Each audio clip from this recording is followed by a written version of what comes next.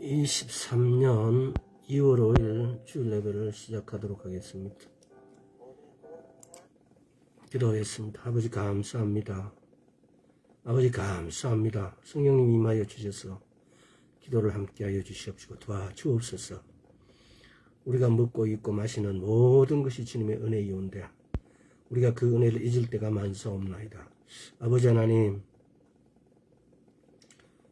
은혜가 은혜를 불러올 수 있게 하여 주시옵시고 우리가 날마다 아버지의 은혜를 찬양할 수 있도록 우리 마음을 열어 주시옵소서.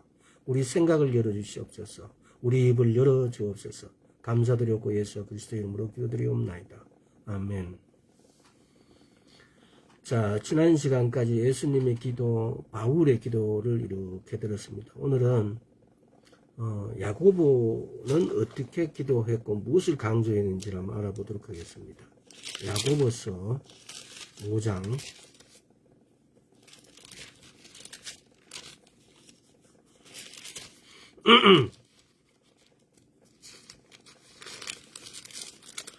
13절에서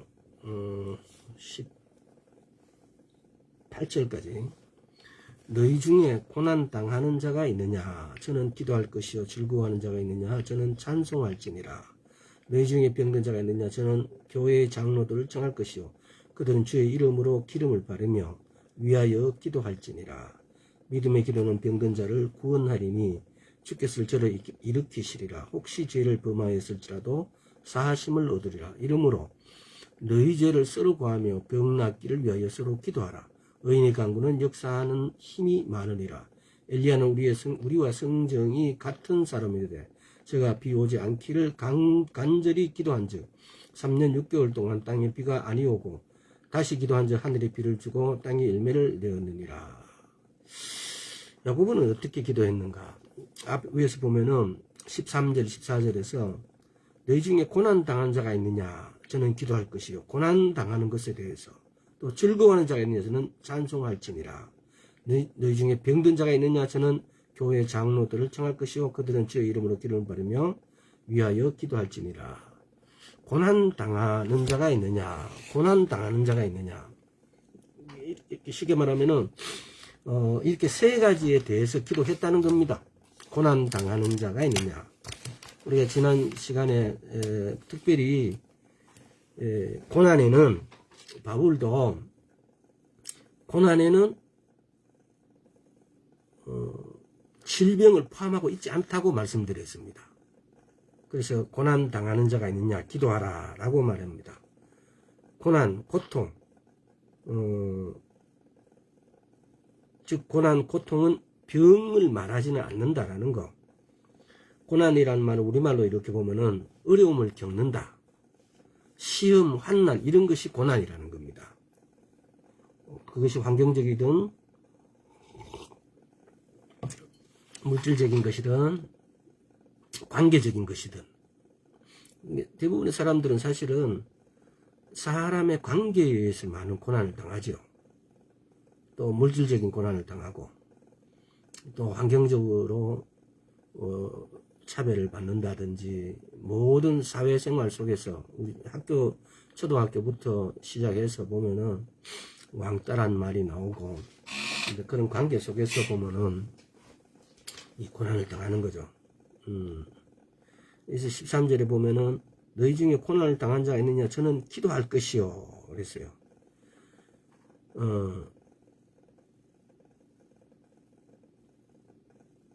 지금 보면 대부분이 이런 경우가 많아요. 보면은 고난 내가 당하면은 내가 기도하는 게 아니고 내인데 기도해 줄 사람을 찾고 있어요. 대부분이. 우리 이런 것들이 보면은 굉장히 조금 뭐라 그래야 되나 일상화되어 있어요. 교회에 이렇게 가보면은 저 사람, 저분 집사님이, 저 권사님이 기도가 용하다, 이런 표현, 마치 무슨, 전부치들이 쓰는 이런 용어 비슷하게, 이게 보면 이런 것이 유불선이나 이런 데서 내려오는 어떤, 사실 그런 용어들이에요. 용하다 해서 막 이렇게 하는 게. 그래서 그분들인데 막 기도 받기를 원해요. 고난 당하면은 성경에는 말씀은 고난 당하는 자가 있느냐? 저는 기도할 것이요라고 말해요. 우리는 하나님의 말씀을 1.1획도 마태복음에 보면은 1.1획도 우리는 헛되이 생각하면 안 돼요. 하나님의 말씀은 말씀 있는 그대로를 진리는 처음과 중간과 끝이 변하지 않아요. 그래서 진리라는 그 에무트라는 그 히브리어에서 단어가 이야기하는 어떤 이런 뜻을 우리는 그대로 가져와야 돼요. 그래서 그것이 본질이니까. 근데 내가 고난을 당하면은 기도해 줄 사람을 막 찾는 거예요. 교회 안에서도. 만약에 그렇게 해서 처음에는 해결됐다 치자고요. 근데 다음에 고난이 왔을 때 그럼 그 해줄 사람이 없으면 어떻게 돼요? 그래서 우리는 말씀 그대로를 믿는 게 굉장히 중요해요. 말씀 그대로를 믿는 거. 한번 따라해 보세요. 말씀 그대로를 믿자. 그래서 내가 말씀 그대로를 믿자라고 했을 때 믿는다는 것은 순종 플러스 신뢰라고. 순종은 내가 해야 될 일. 신뢰는 하나님께서 하실 일. 내 믿음은 순종에도 가 있고 신뢰도 가 있어야 돼요. 내가 순종할 때 하나님께서는 신뢰를 다른 말로 하면은 하나님의 신실함이 있어요. 이게 참 우리말로 이게 번역이 우리가 이게 우리말로 어떻게 그 내용 전체를 이렇게 우리가 어떤 단어 안에는 요구되어지고 필요되어지는 행동과 양식들이 들어가 있어요. 어떤 단어에는. 근데 쉽게 말하면 순종이라는 이 말은 요구되어지는 행동과 양식까지를 다 포함된다는 거죠. 따라서 다시 다른 말로 하면 다른 각도에서 보면 신뢰라는 것은 하나님의 신실함이세요. 신뢰 있고 하나님의 신실함이신데 그 하나님의 신실하심은 하나님께서는 이걸 우리말로 어떻게 다른 어떤 뜻으로 표현할 수 있는 방법이 없어요. 표현할 수 있는 단어가 없다는 것이죠. 하나님께서는 반드시 그 일을 이루어 주시고 신실하심으로 그 약속을 지키시고 하여튼 이런 모든 단어 이런 어떤 것들이 이렇게 그 신뢰 신실함에는 이렇게 포함되어 있다는 겁니다. 따라서 그래서 우리는 말씀 그대로 고난을 당했을 때 환난이나 기근이나 어려움이나 시험을 당했을 때 기도하자는 겁니다. 기도하는 것이 말씀대로예요. 하나님의 뜻대로 말씀대로. 그 다음에 그 13절 보면은 즐거워하는 자가 있느냐 저는 찬송할지니라. 즐거워하는 자가 있느냐 저는 찬송할지니라 그래요. 우리 아마 여러 시간 전에 찬양의 기도에 대해서 이렇게 나눈 적이 있습니다. 찬양의 기도는 어떤 것이 있느냐? 토다 감사와 두 손을 들고 하는 기도. 야다 감사와 두 손을 들고 기도하는데 하나님께서 내게 해주신 일에 대해서 내가 기도했는데 하나님께서 뭘 이루어 주셨다든지 내 병을 치유하게 해주셨다든지 내가 기도해서 우리 아이가 대학에 가게끔 합격되도록 기도했는데 합격이 되었다든지 이렇게 하신 일에 대해서 야다 두 손을 들고 기도하는 거 감사에 기도하는 거예요. 그다음에 나바 하나님께서 거하시는 하나님의 거하시는 곳에 이렇게 표현해주는 이런 찬양. 또 자마르 음악을 만들고 교제하는 이런 자마르 기도. 또 샤브 큰 소리로 기도하는 거. 테힐라 하나님 어떤 제가 어떤 그때 이게 설명할 때 어떤 스포츠카를 타고 다니는 동네에 어떤 청년이 있다면은 그 청년을 보면 그 스포츠카가 생각나고 그 스포츠카를 보면 그 청년이 생각나는 거죠. 다시 말하면은 테힐라라는 것은 데킬라가 아니고 하나님을 어떤 것을 보면 하나님이 생각나는 것, 또 하나님을 보면 어떤 그것이 이렇게 연겨지는 이런 테힐라, 이런 감사 경배 기도. 그 다음에 할랄은 너무나 흥분하다 보면은 내 몸짓 뭐 이런 것에 대해서 생각할 수 없이 아예 자동적으로 그냥 막 그런 행동이 나도 모르는 그런 좀 이상한 행동들이 막 나와버리는 정도로 극도로 이렇게 흥분되어지고 막 그런 기도, 그런 찬양. 그러니까 할랄이라는 원래 뜻은 빛나다, 깨끗하다 이런 뜻을 이렇게 갖고 있는데 이런 기도. 그러니까 지금 여기 보면 그러잖아요. 너희 중에 병든 자가 있느냐? 저는 너희 즐거워하는 자가 있느냐? 저는 찬송할지는. 이렇게 찬송에도 여러 가지의 종류가 있다는 사실. 이게 이제 우리말로 보면은 찬송하다는 것이 그냥 단순하게 이렇게 표현되어 있지만은 그러나 히브리어로는 이렇게 여러 가지 찬양에 대해서도 여러 가지 기도가 있다는 것. 또 찬양이 기도라는 사실. 우리는 그냥 찬양은 찬양이라고 이런 어떤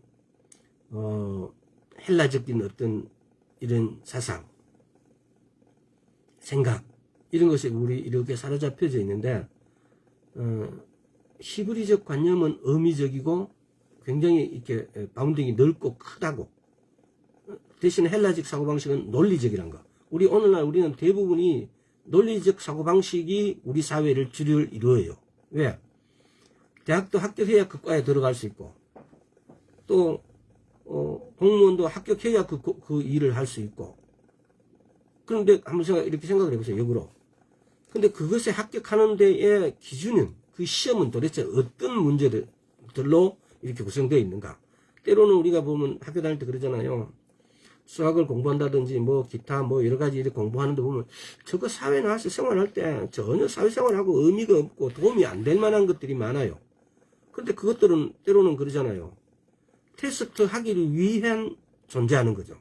쉽게 말하면은 이게 논리를 너무 우리 입시 제도나 이런 것이 논리를 너무 강조하다 보니까 사람은 사실은 인간적인 가치라든지 그 사람이 포용할 수 있는 포용력이라든지 그 사람이 갖고 있는 사랑이라든지 인간성이라든지 이런 거는 완전히 결여돼 버리죠.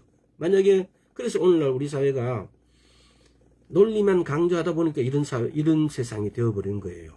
논리만 강조하다 보니까 사람의 인성이 한쪽만을 이렇게 뛰어나다 보니까 공직에 있는 사람들이 자기 욕심이 드러나게 돼요.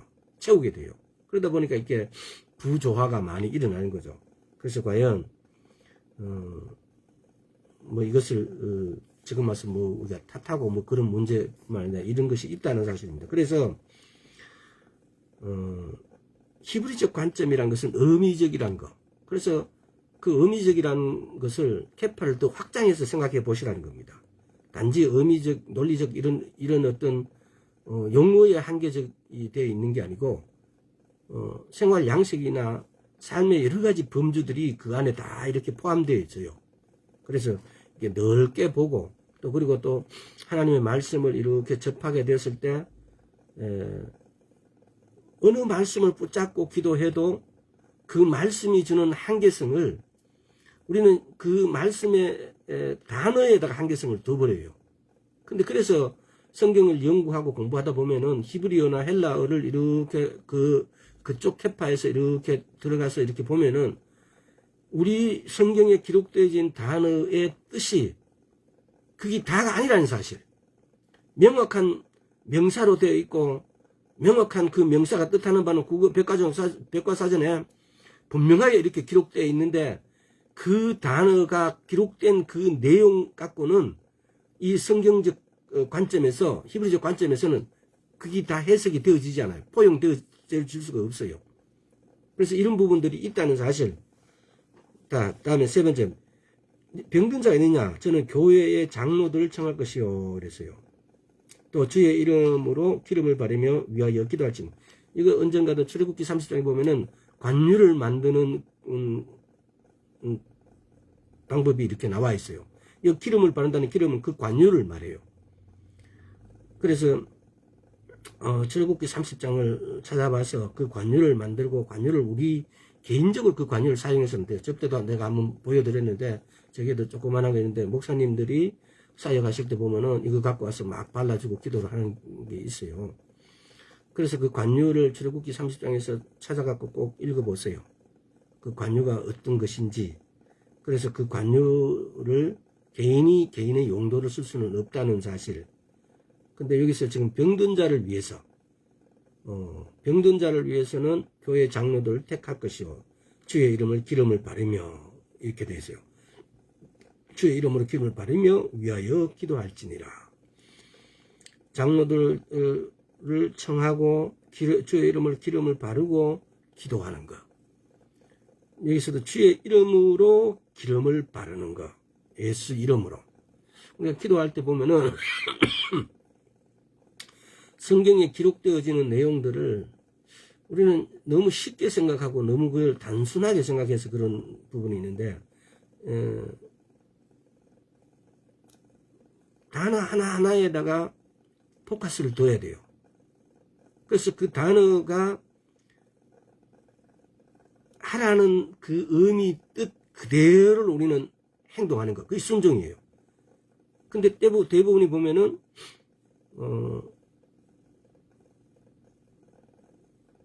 그 단어가 말하고자 하는 어떤 한 구절이 이야기하는 어떤 것들 중에서 전제 빼버려요. if 이면 할 때 이 조건들을 빼버리고 그냥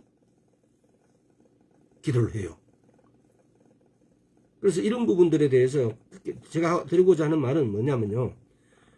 말씀을 한 토막도 빼지 말고 그대로를 받아들여야 됩니다. 그대로를 믿고 그대로 순종해야 된다는 겁니다. 그래서 이런 부분들이 왜 오늘날 우리가 기도하는데 기도대로 되어지지 말씀대로 되어지지 않는가에 대해서 그 원인을 찾자면 그것밖에 없어요. 자,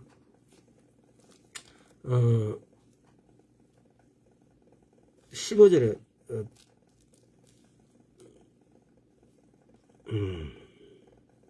14절은 너희 중에 병든 자가 있느냐 저는 교회의 장로를 청할 것이요 그들은 주의 이름으로 기름을 바르며 위하여 기도할지니. 15절 믿음의 기도는 병든 자를 구원하리니 주께서 저를 일으키시라 혹시 죄를 범하였으라도 사심을 얻으리니 그랬어요.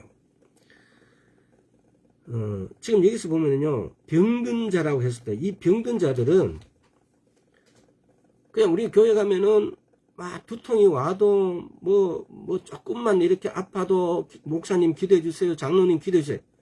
지금 여기서 말하는 병든 자라는 것은 너무 아파갖고 자기 혼자서는 어떤 행위도 할 수 없는 정도의 병든 자를 말해요. 그럼 나머지 그러면 병들고 막 두통이 와갖고 이거는 자기 스스로 기도하라고요.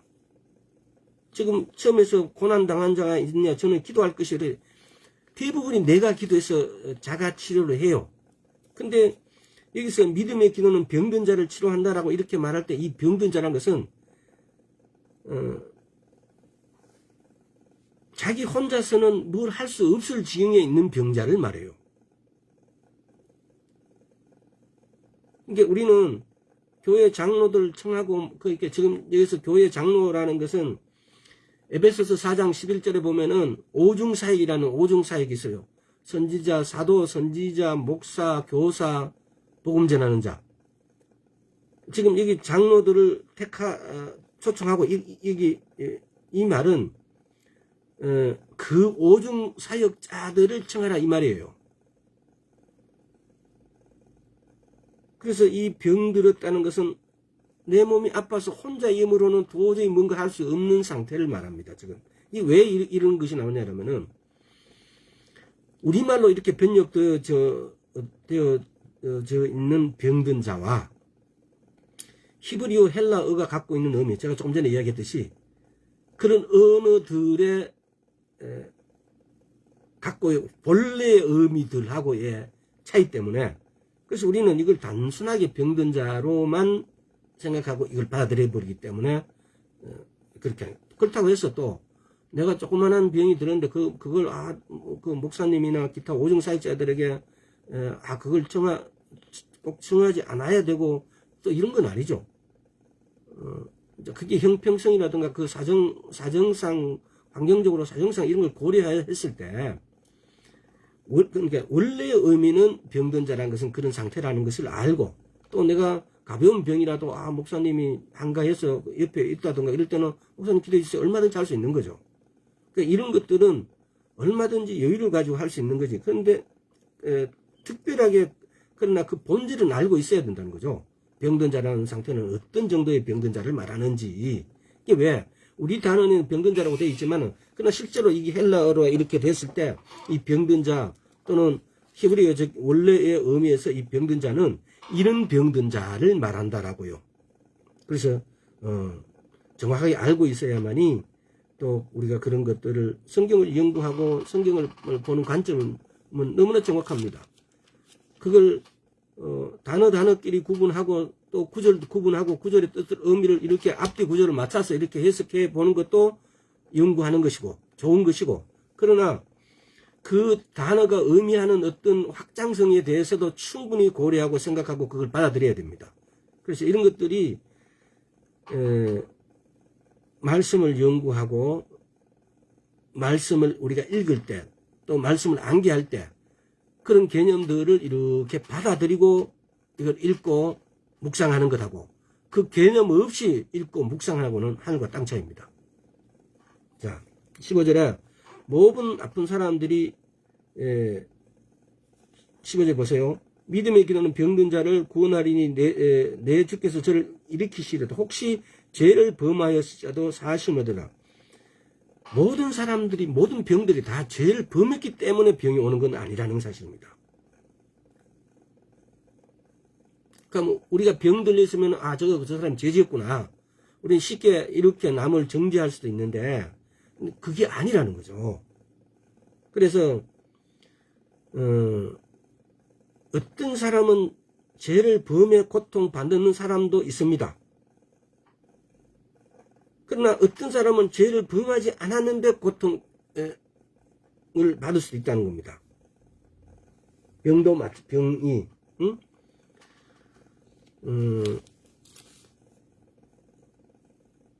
지금 보세요. 혹시 죄를 범하였을지라도 이게 기도가 얼마나 중요해요. 믿음의 기도는 혹시 죄를 범하였을지라도 사하심을 얻으리라 그래요.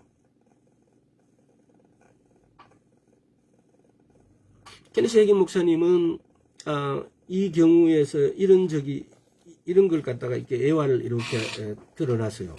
뭐 어떤 걸 드러나냐면요.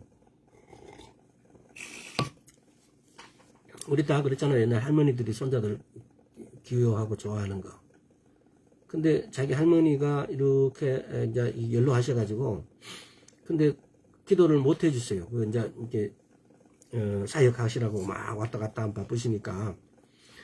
근데 한번 들렸는데도 기도를 못 해줬어요. 근데 그 기도를 못 해주고 이러면 마음이 아프니까요. 그런데 2, 3일 지나니까 할머니가 위중하시다고 이렇게 연락이 온 거예요.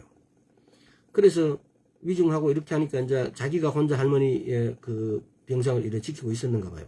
이제 의사들이 와도 뭐 2, 3일 못 넘긴다라고 이렇게 했겠죠. 그래서 기도를 하니까 할머니가 아주 절실한 크리스찬이었기 때문에 그렇게 큰 죄는 없다고 생각하고 이렇게 있었어요. 그래서 한데 그때 이게 예수님의 음성이 들려와요. 기도해 주라고, 기도하라고. 어떤 죄? 혹시 고백하지 않는 죄가 있는지. 요한 1서 9절에 보면은 요한 1서 9절을 다시 한번 찾아볼까요? 요한 1서 1장 9절에 보면은 만일 우리가 우리 죄를 자백하면 저는 미쁘시고 어려우사 우리 죄를 사하시며 모든 불의에서 우리를 깨끗게 하실 것이요. 우리가 우리 죄를 자백하면은 고백하면은 저는 미쁘시고 어려우사 우리 모든 죄를 사해 주신대요. 그래서 그 할머니를 위해서 이렇게 하면 혹시 할머니가 이렇게 자백 고백하지 못한 죄가 있는지라고 그랬을 때 그렇게 예수님께서 그 성령님의 음성이 들린 거죠. 그래서 주위를 막 찾아다녀요. 혹시 누가 다른 사람이 이야기하는가 싶어서. 근데 그렇게 3번이나 들려요. 그래서 하고 이렇게 그러면은 그러니까 성령의 음성이 내가 너가 할머니 죄를 용서했다라고 하신 거예요. 그래서 제가 이걸 보고 이걸 이렇게 보면서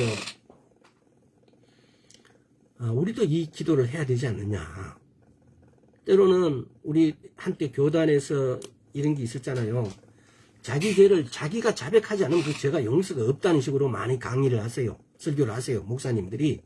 그런데 케네시 해긴 목사님은 그렇지 않았다는 사실들을 책에다 기록해 놨어요.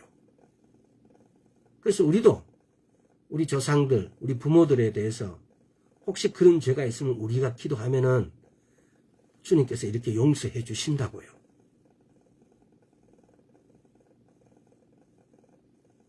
그래서 제가 이런 것을 보면서 역시 하나님은 사랑의 하나님이시구나. 우리 생각에 우리 마음대로 어떤 그 말씀을 한계를 짓고 우리 마음대로 말씀을 우리 마음대로 해석을 해서 이렇게 가르마를 타는 것은 굉장히 위험하다는 사실. 그래서 여러분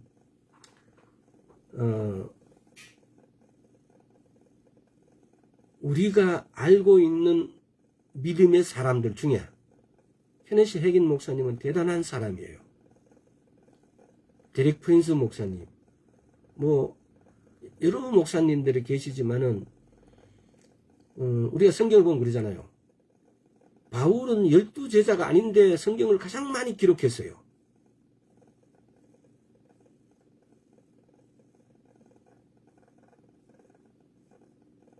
우리가 알고 있는 어떤 믿음의 사람이라고 유명한 사람들이 많아요.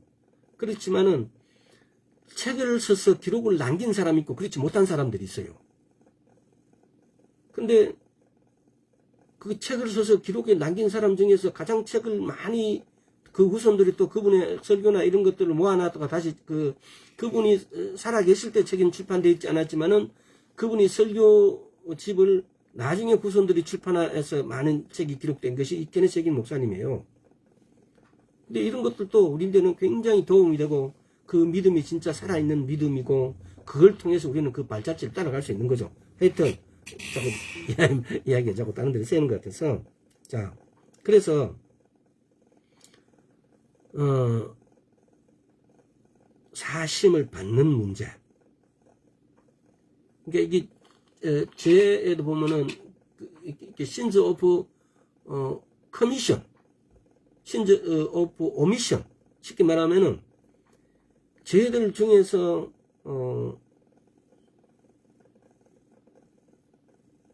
사심을 받는 죄가 있고 이걸 좀 이렇게 한번 기억을 한번 이렇게 해놔 보세요.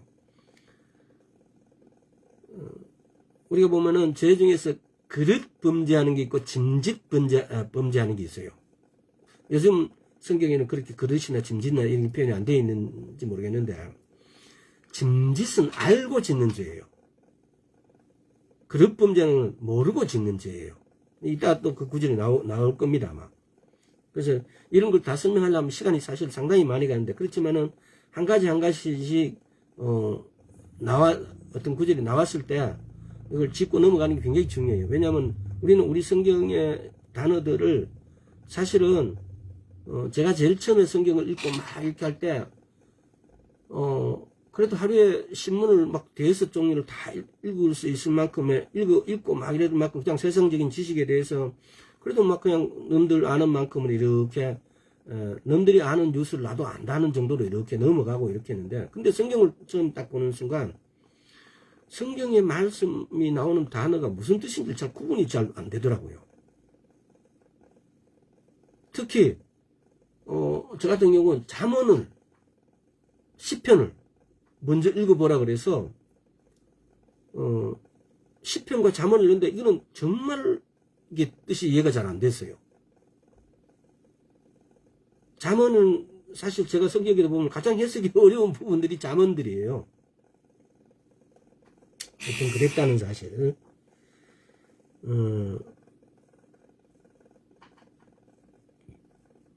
그래서 16절의 말씀에도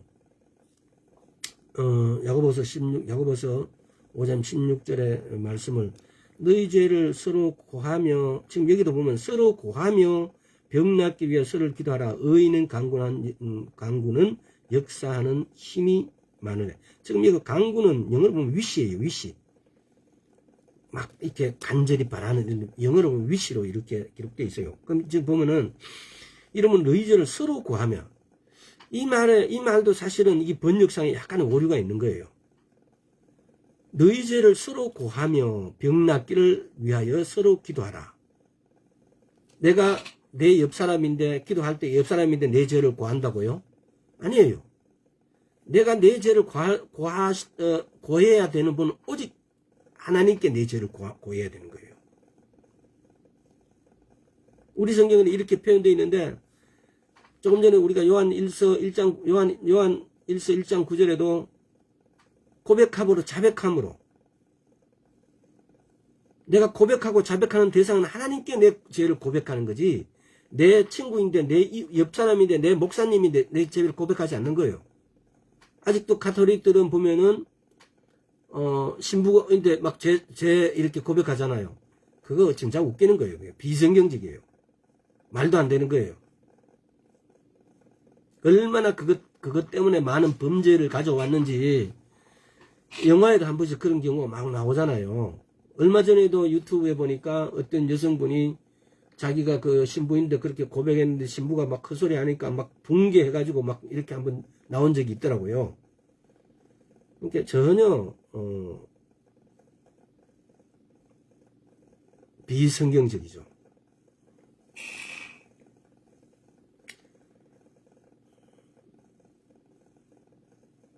그래서 얘도 보면 이게 서로 고하며 이런데, 이게 분명히 알아두세요. 서로 고한다는 것은 내가 내 죄를, 우리 죄를 용서할 수 있고 우리 죄를 용서하지 않으실 수도 있고 있는 것은 오직 그분이에요. 오직 하나님이세요. 근데 내가 내 죄를 내 이웃에게, 내 다른 사람인데, 목사님인데, 전도사님인데, 강도사님인데 내 죄를 고한들, 그분들이 뭘 할 수가 있어요? 아무 필요 없는 거예요. 그래서 내 죄를 서로 고하며, 이 말은 이게 번역상의 오류예요. 사실은 모순이에요. 이게 안 맞아요. 내가 내 죄를 서로 고한다는 것은 내 죄를 반드시 하나님께 고백하는 거예요. 의인의 강구는 역사함이 많으니라.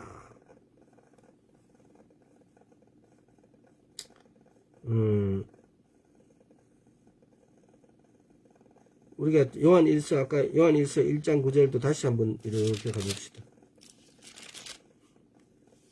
9절에도 보면은, 만일 우리가 우리 죄를 자백하면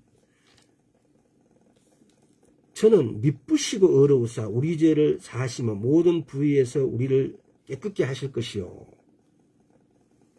우리가 우리 죄를 자백했는데 저는 미쁘시고 어렵지 않으시다면, 미쁘시고 어렵지 않으신 분이 우리 죄를 사하시는 능력이 없는 사람이라면 우리가 우리 죄를 고백해야 될 이유가 뭐가 있습니까?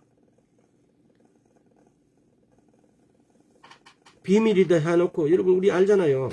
내하고만 아는 비밀이다 하면 그 비밀이 엄청 빨리 퍼져요. 그냥 대충 그냥 이렇게 이야기하면은 아무것도 아니라서 별로 다른 사람인데 전파하지 않고 그냥 까먹어버려요. 근데 이거는 이제 뜸들이 갖고 이게 비밀인데 이러면은, 비밀인데 하는 말까지 막 퍼져요. 이 비밀이라 하도록 하면서.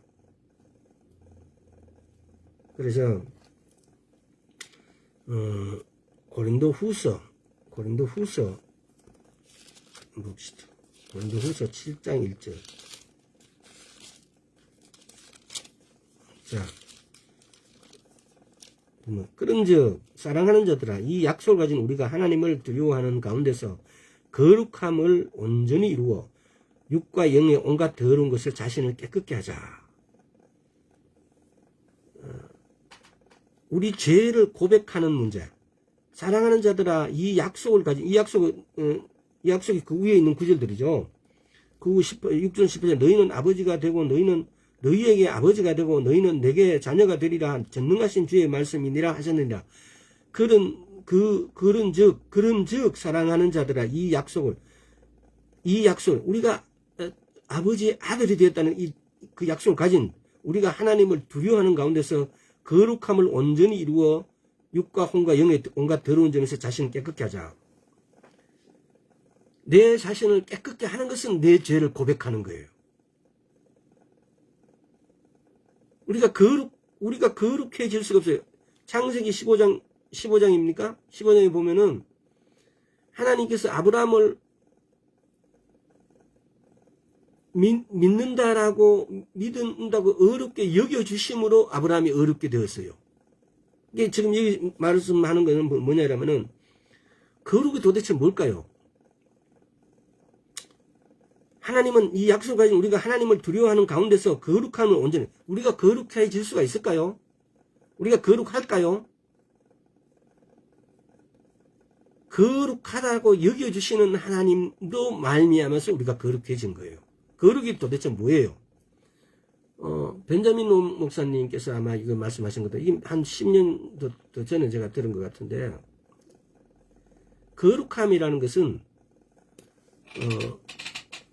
정결하고 정결하는 이 한 줄기 씨라고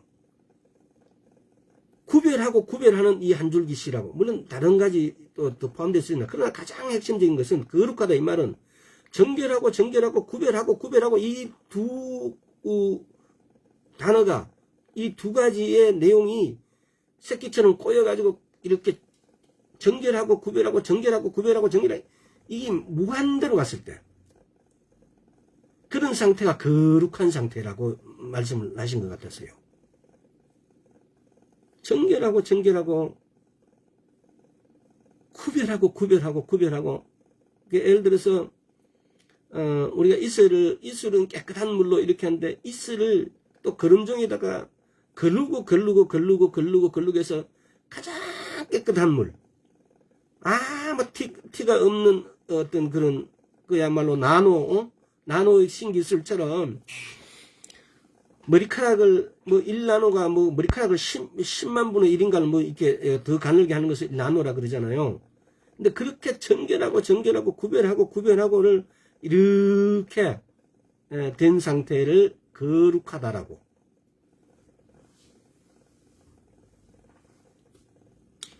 그래서 우리가 정말 거룩함을 온전히 이루어 육과 영의 온갖 더러운 것에서 자신을 깨끗하세요. 이렇게 되어지는 것이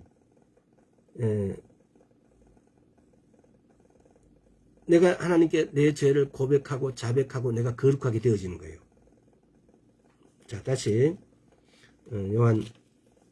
야고보서 5장으로 다시 넘어가 봅시다.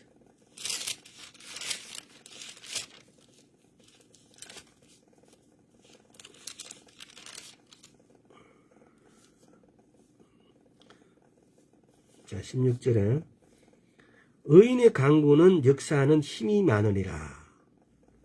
의인 도대체 우리가 의인일까요? 이걸 갖다 확대 번역 성경에는 뭐라고 해놨냐면요. 간절한 마음 깊은 곳으로부터 계속되는 의인의 기도는 거대한 능력을 발휘하는데 그 역사가 역동적이다 이렇게 돼 있어요. 의인의 강구는 역사하는 힘이 많으니라. 이 말은 간절한 갈로 열고 마음 깊은 곳으로부터 계속되는 의인의 기도는 거대한 능력을 발휘하는데 그 역사가 역동적이다. 확대 번역 성경은 이렇게 되어 있어요. 도대체 우리는 의인이 어떤 것이 의인일까요? 의인의 강구는 자, 고린도후서 한번 볼까요?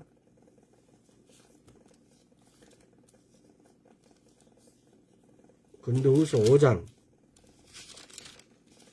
17절에 보면은 우리가 새로운 피조물이 돼요. 5장 고린도후서 5장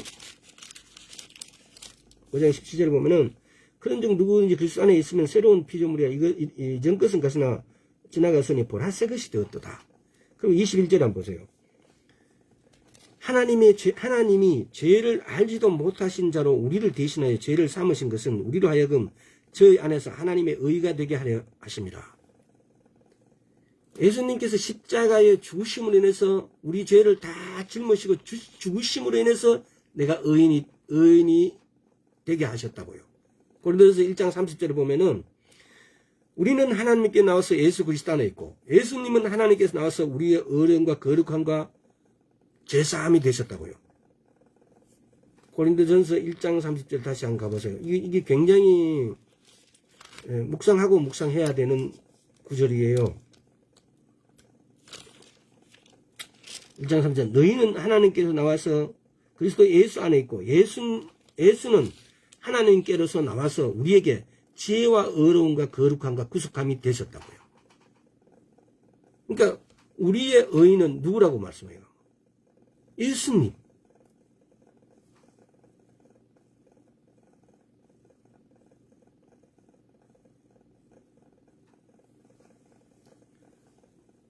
창세기 15장에 보면은 아브라함이 요한을 믿으니 여호와께서 그를 의로 여겨주셨어요. 그러니까 우리는 새로운 피조물이 되었고, 그러니까 의인이라는 말은 우리가 예수님께서 십자가에 못 박히시면 우리 죄를 몽땅 가져가셨기 때문에 우리가 의인이 되었어요. 그 말은 다시 말하면은 우리가 세례를 받는다는 문제가 세 가지예요. 내가 예수님 안으로 들어가는 사건. 예수님께서 십자가에 죽으실 때 우리 모든 죄를 다 지으시고 갈라디아서 3장에 보면은 예수 그리스도를 우리가 옷 입고 있어요. 두 번째는 물세례. 말씀 안으로 들어가는 거. 세 번째 성령 세례. 성령 안으로 들어가는 거. 세례를 받는다. 그 안으로 들어가는 걸 말해요. 우리가 세례 받는다고 그러니까 세례 받는갑다. 물 이렇게 물 찍어가 바르고 성령 세례 받으니까 그냥 이렇게 방언하는갑다. 이런 정도로 봐야 되는데 그게 아니고 명확한 의미예요. 세례를 내가 받았다는 것은 내가 그 안으로 들어간 상태예요. 내가 물세례를 받았다. 내가 말씀 안으로 들어간 거예요. 내가 예수 그리스도를 믿는다. 예수님 안으로 갈라디아서 3장에서 예수 그리스도를 내가 옷 입은 거예요. 내가 성령 세례를 받았다. 내가 성령 안으로 들어간 상태예요. 내가 안으로 들어가야 될 세 가지 상황이 있다는 거. 물세례, 성령 세례만 있는 게 아니고 또 우리는 보면은 성령 세례도 보면은 불세례란 말이 있어요 또. 그래서 히브리서 6장에 보면은 세례들이라 이렇게 표현되어 있잖아요. 그래서 이런 성경의 용어들을 우리는 정확하게 해석하고 정확하게 알고 있어야 돼요. 성경의 용어들을 우리는 너무 단순하게 생각해서 그래서 그 의미 안으로 또 그렇게 그 의미 그 단어가 말하는 대로에 우리가 순종하지 못하는 거. 그래서 성경이 의미하는 그런 내용들을 충분히 알 필요가 있다라는 사실입니다.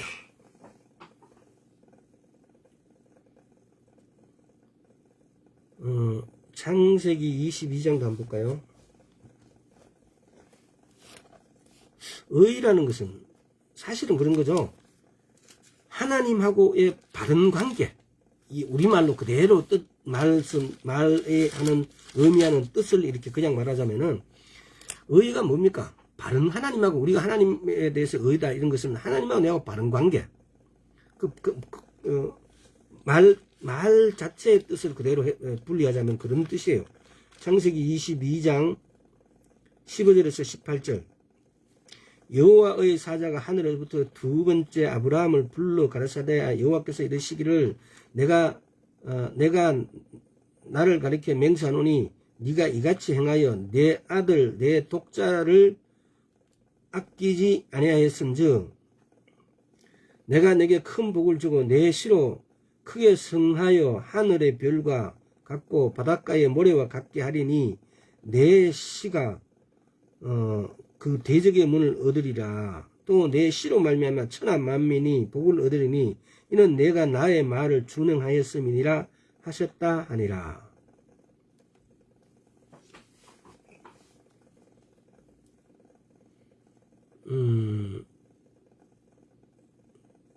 갈라디아서 3장을 한번 볼까요?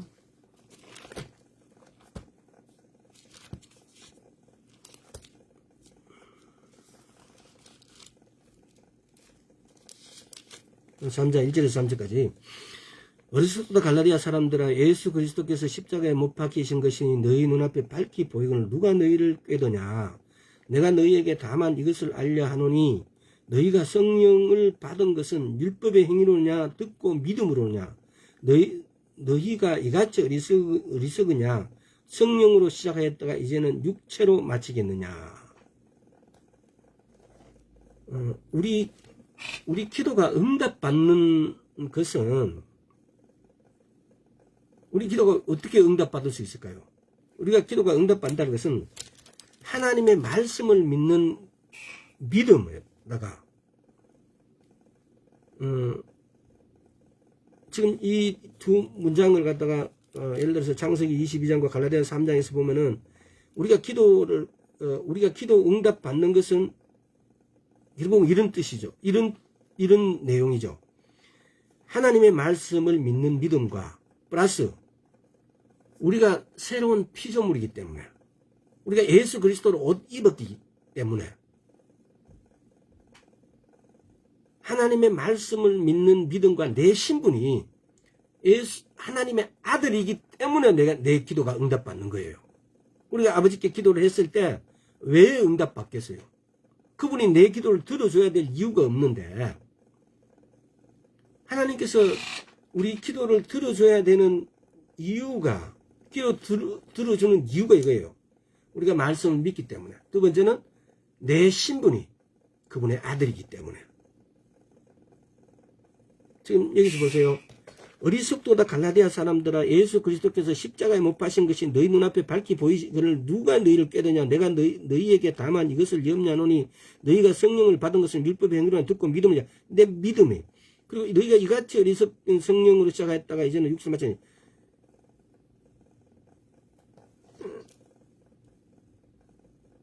왜 우리 기도를 하나님께서 응답해 주실까? 우리가 말씀을 믿는 것 플러스 내 신분이 새로운 피조물이 됐고 내가 의인이 됐기 때문에. 고린도후서 5장 17절에 내가 새로운 피조물이 됐다는 말과 5장 21절에 내가 의인이 됐다는 것.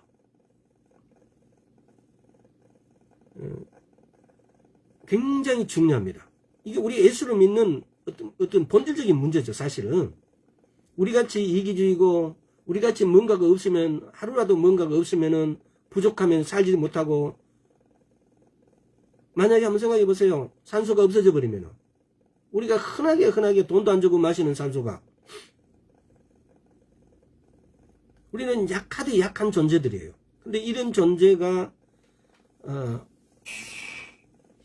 이런 것이 마치 무료로 주니까, 마치 공짜로 주니까 아무것도 아닌 것 같지만은, 그러나 여기에서 간단하게 만약에 어떤 조건만 이렇게 성취를 해버린다 하셔도 우리는 당장 숨을 못 쉬면 죽어요. 산소가 없으면은. 어마어마한 일이 되죠.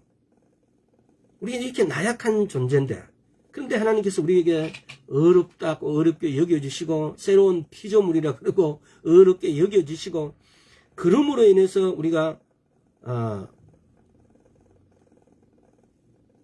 하나님의 아들이 되어서, 그래서 하나님께 기도하면은 기도가 이루어지는 이 놀라운 관계인데, 너무나 쉽게 우리는 이것들을 생각하는 것 같아요.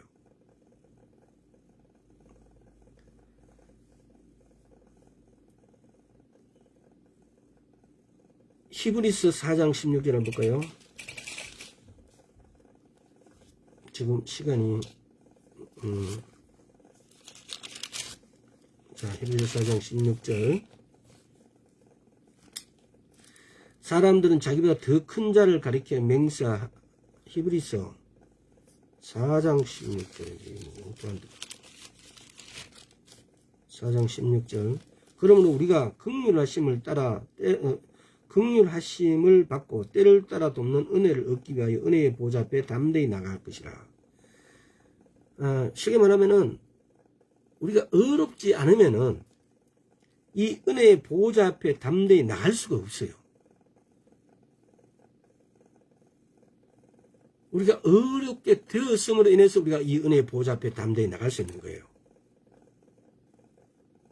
의에 대해서 우리가 따로 떼서 우리가 충분히 공부해야 될 필요가 있습니다. 지금 의란 우리 성경에 의가 이렇게 되어 있으면은 사실 성경에 의, 때로는 의로 되어 있는 것도 공의일 수도 있고 정의일 수도 있습니다. 공의와 정의, 공의는 히브리어로 째다카라 그래요. 정의는 미시파트라 그래요. 그래서 공의 안에는 이 정의가 다 들어가 있어요. 그래서 성경을 보면은 히브리 이 성경하고 이렇게 우리하고 이렇게 몇 군데를 볼 것 같으면 이런 게 있어요. 우리는 우리 생각으로 공의가 정의하는 공의가 이게 공의다라는 개념을 이렇게 설정해 놓고 그 개념으로 어떤 성경을 보면 이거는 공의인데 정의로 이렇게 돼 있어요.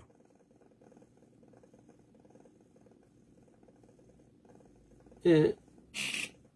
그래서 공의와 정의의 개념에서 공의 안에 정의가 이렇게 포함되어 있다는 사실, 이걸,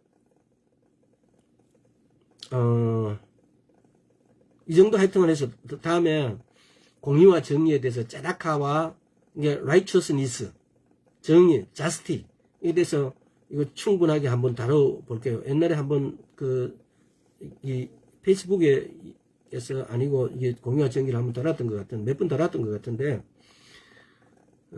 공의와 정의 하나님의 의인 우리가 의인이 됐다는 거 의인의 강구는 역사함이 크다고요.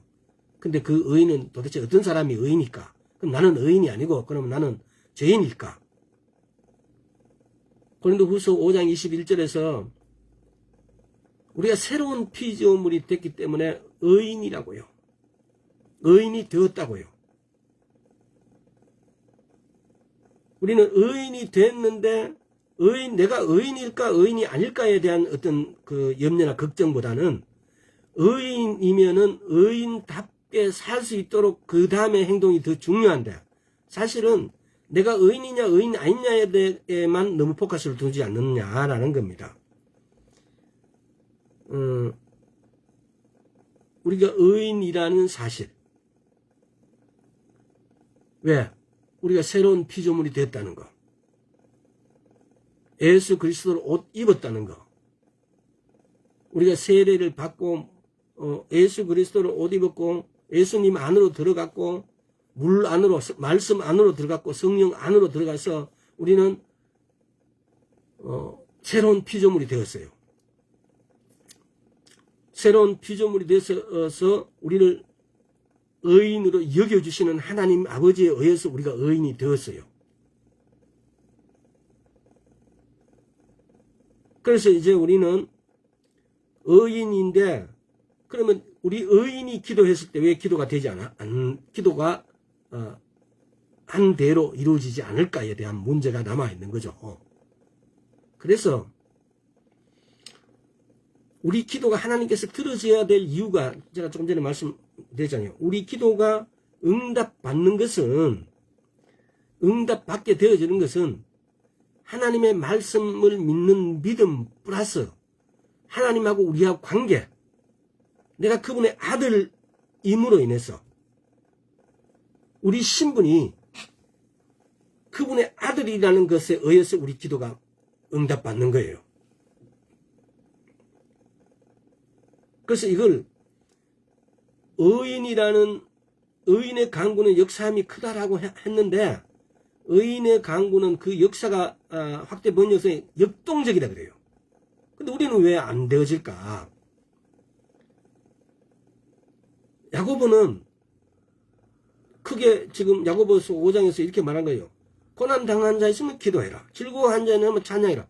즐거워하는 자는 찬송도 기도라고. 그래서 7가지인가를 내가 이야기했잖아. 도다, 야다, 자마르, 샤브, 할랄, 테힐라.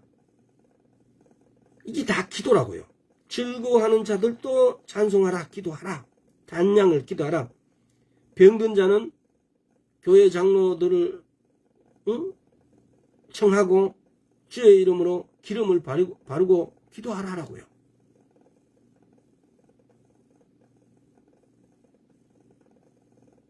야고보도 기도에 대해서 이렇게 말하고 있는 거죠. 우리 지금 고난당하는 자, 즐거워하는 자, 병든 자 이거 빼고 특별히 기도해야 될 제목이 잘 없어요. 사실은. 물론 중보 기도도 도고 기도도 있고 또 다른 어떤 폭넓은 기도도 할 수 있겠죠. 그러나 그 안에 다 들어가죠. 그래서 우리 기도가 응답받지 못하는 이유에 대해서 우리는 선명하게 그리고 분명히 알 필요가 있다는 겁니다. 이 기도라는 주제를 가지고 이렇게 다루면서 과연 내가 의인일까? 우리는 네가 의인이냐 이렇게 했을 때 양심이 좀 찔리죠, 사실은. 제가 옛날에 어떤 책을 읽은 적이 있는데 그 책이 몇십 년 전에 읽었어요. 일본 여류 소설가 누가 이렇게 썼는데 제목이 뭔지 모르겠어요. 도다 기로히토라는 일본 말로 예수 그리스도예요. 도다 기로히토인데 걔는 얘가 굉장히 용기도 있고 막 이렇게 아주 뛰어난 것이 있는 거죠. 우리가 일반적으로 막 성주 아들이 자기의 꿈은 오송의 성주가 되는 거예요. 근데 천민이지 실제 자기는. 근데 이 꼬맹이가 동전 한 입 준다고 성주 아들이 똥을 사놓은 똥을 먹으라니까 먹어요. 동전 한 입 받으려고. 그러니까 자기 목적을 위해서 그 똥을 먹는 게 전혀 매스럽고 더럽지 않는 거죠. 그 도다 기로있다는 말이 일본어가 우리나라 번역하면 예수 그리스도라고 하는 거예요.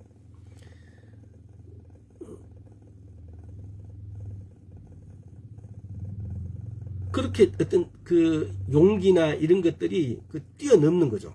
일반 사람들이 생각하는 어떤 이런 개념을. 그래서 우리도 예수를 믿는데 걔네가 그렇게 했듯이 말씀에 대한 연구가 뛰어나야 돼요. 정확한 말씀이 뜻하는 그 원래의 의미, 본질적인 의미를 우리가 깨뜨리고 있어야 그 말씀을 제대로 이해해야, 제대로 해석되어져야 마태복음 5장 17절에서 말씀하신 것처럼 말씀의 해석을 제대로 해야만이 그 뜻을 제대로 알 수가 있어요. 관용어나 관용구로 되어진 것들을 우리는 제대로 해석하지 못한 경우가 너무 많았어요. 그래서 잘못 해석함으로 우리가 잘못된 뜻을 머리에 인식하고 있어요. 그럼 잘못 믿는 거죠, 쉽게 말하면은. 그래서 성경을 올바로 해석할 수 있어야 되고, 지금 오늘 야고보가 기도하는 이 모든 기도의 내용들도 보면은 고난당하는 자, 즐거워하는 자는 찬송하라. 즐거워하는 자는 찬송하는 것, 찬송도 기도라고. 이거는 여러 시간 전에 제가 말씀드렸던 것 같아요. 페이스북에서도 한번 다뤘던 것 같아요. 도다, 야다, 데일라, 할랄 기도 이렇게 다들 이렇게 했던 것 같고, 그 다음에 병든 자를 위해서 교회 장로들 차라고 예수 이름을 기름을 바르고, 여기서도 우리가 사실은 그렇잖아요. 기름을 그냥 바르는 게 아니에요. 예수 이름으로 기름을 바르라 그래요. 우리는 보면은 아까 서두에도 말씀드렸지만은 아주 간단한 걸 우리가 내가 다 알고 있다는 식으로 그걸 빼먹어버려요. 그럼 빼먹었을 때는 아무 효과가 안 나타나죠. 왜? 그 전제 조건들 다 없애버렸으니까. 내가 기름을 바르는데 예수 이름으로 기름을 바르라고요. 내 손으로 이렇게 바른 거 내가 바른 거예요. 그 기름의 능력이 권세가 있는 게 아니에요. 예수 이름에 그 권세가 있고 능력이 있는 거예요. 근데 그 예수 이름을 빼먹어 버려요. 그럼 그냥 기름을 바르는 거죠.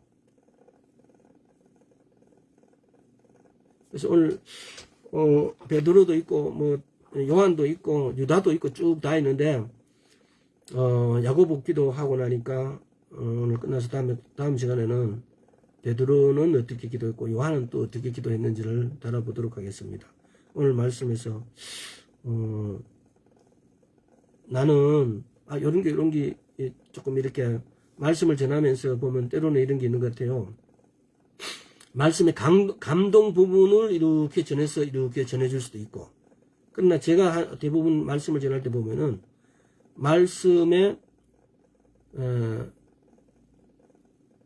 단어들의 진짜의 원래의 본질적인 뜻, 우리가 잘못 오역하고 잘못 해석하고 잘못 인식했던 것들에 대한 문제, 성경을 제대로 잘못 해석되어졌던 것을 올바로 해석할 수 있도록에 대한 부담이 굉장히 컸던 것 같아요. 그래서 그런 것들을 수정해주고 전해주는 데에 많은 포커스가 가 있는 것 같아요.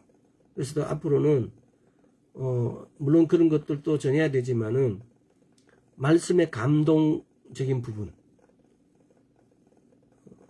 성령님의 역사하심, 예수 그리스도 이름으로 모든 것이 치유되어지고 고쳐지고 변화가 되어진다는 사실, 하나님의 살아계심의 어떤 역동적인 부분들이 말씀의 중심이 되었으면 좋겠어요. 오늘 여기까지 하겠습니다. 아버지 하나님 감사합니다.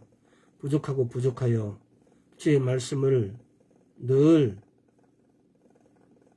한쪽 파트만을 이렇게 짊어진 것 같습니다. 한쪽 파트만 알고 있는 것 같습니다. 아버지 하나님 은혜를 베푸셔서 우리가 한쪽을 이야기했을 때도 듣는 자가 보는 자가 양쪽을 다 분별할 수 있고 양쪽을 다 받아들일 수 있도록 주의 은혜 베풀어 주옵소서. 감사드리옵고 예수와 그리스도 이름으로 기도드리옵나이다. 아멘. 여기까지 하겠습니다.